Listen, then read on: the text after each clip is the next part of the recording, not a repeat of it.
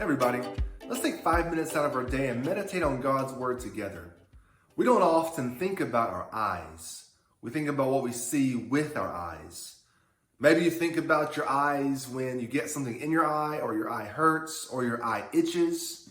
We think about it then, but otherwise, all we think about is the stuff we see with our eyes. Jesus invites us to think about your eyes themselves.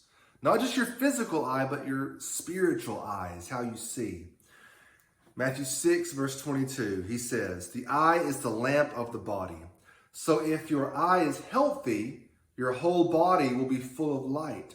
But if your eye is bad, your whole body will be full of darkness. If then the light in you is darkness, how great is the darkness?" So Jesus wants us to think about our eyes. In the ESV here that I read, it says, if your eye is bad or if it is healthy. I mean, the words are literally evil or good, but not in the sense we typically think of. Bad or healthy is a good way of thinking about it. He says your eye is the lamp of the body. A lamp brings light into the room. And I don't think he means it as your eyes cast light around you, but rather your eyes are what bring light into your house, into your body, into your soul. And so if the lamp isn't working properly, you're not going to have light. And if your eyes are not working properly, if they're not seeing what they need to see, if they're not seeing how they need to see, you're not going to have light inside you, in your soul and in your person. When he says, if your eye is healthy, I think he's saying your eye is single-minded. Some translations have if your eye is single. So he's talking about single-mindedness here.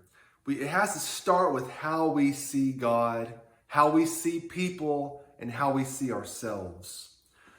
So often we go through life unaware of ourselves, unaware of what's going on within us fundamentally, unaware of what's going on around us, and we're just kind of pulled in different directions. We go through life passively. When we're not self-aware, we inherently become passive in life, and we just react to everything around us. So we're divided. We get pulled by this emotion. We get pulled by stress or by someone else's desire to control us or to lead us, or they're just honest, their needs for us. And we get pulled around by our circumstances.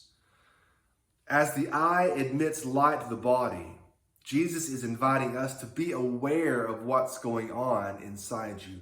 Be aware of how those things come inside you. And be aware of the effect they have on you. If not, we're going to have divided loyalty.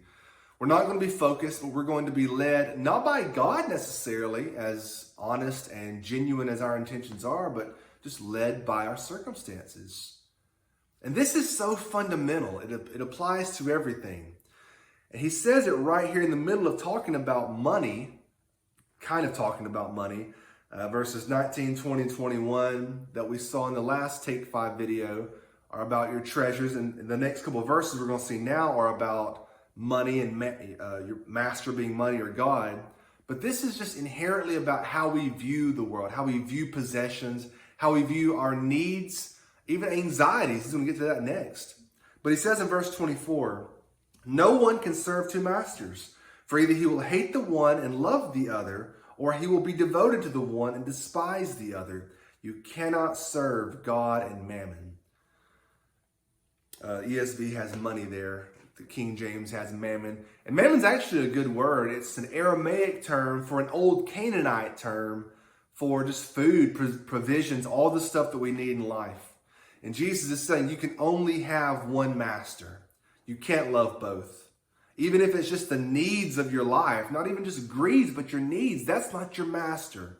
God is your master. And with God, it can't be second or third place. It can't be I have something else here. God's really important in my life, but he's second place. If God is not first, he's nothing. And so he says, you cannot serve God and money. The irony is that when we love money, when we put money, when we put provisions and needs first, that is your love.